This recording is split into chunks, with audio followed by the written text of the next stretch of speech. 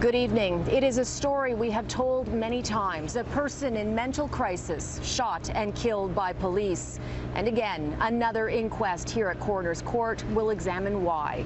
This time the man's name was Michael Macisaac, and he died after being shot by a Durham police officer minutes after he fled his home naked and ran through the neighborhood.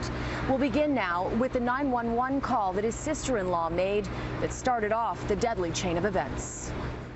Require police, fire, ambulance? Yes, 59 Unsworth Crescent.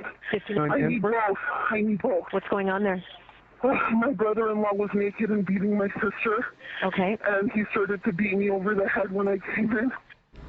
When Michael Macisaac's sister-in-law was making that 911 call, he was running down the street after bolting from his house naked on a cold December morning.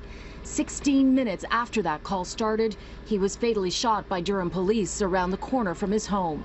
911 operators were still talking to his sister-in-law as he lay bleeding on the ground. The Special Investigations Unit has cleared the officer of any wrongdoing, saying Macisaac had a table leg in his hand and was a threat.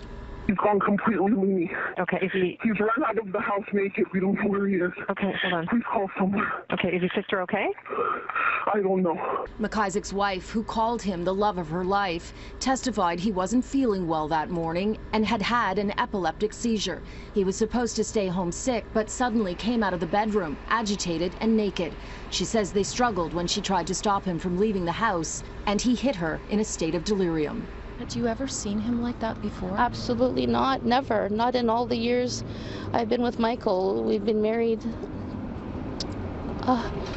We were married for 5, and we were together for 11. Michael's family never accepted the police version of events. They say key evidence was ignored and have spent $45,000 on their own private investigators and forensic analysts, trying to show it wasn't necessary for police to open fire 8.5 seconds after they encountered him on the street. They believe if officers had used de-escalation techniques, he would still be alive. I think since it happened in literally seconds, I think time and space, and definitely Michael didn't approach him. This officer pulled up to the scene, and so I just think time and space, definitely.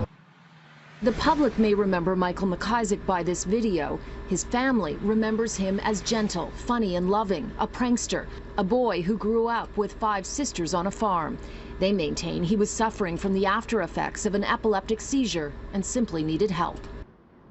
Joanne Macisaac has devoted the last 3 years to her brother.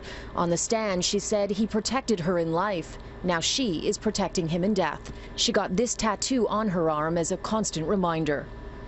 She hopes the jury will recommend police get intense de-escalation training, but history shows the province has not adopted any prior jury recommendations when it comes to police shootings involving the mentally ill. We're going to push so that the recommendations that come out of this inquest can no longer be ignored. And I can honestly say that we're not going anywhere. Now, tomorrow, the jury will hear testimony from witnesses who live in the neighborhood and saw what happened that morning. And then on Thursday, the officer who fired the shots is expected to take the stand.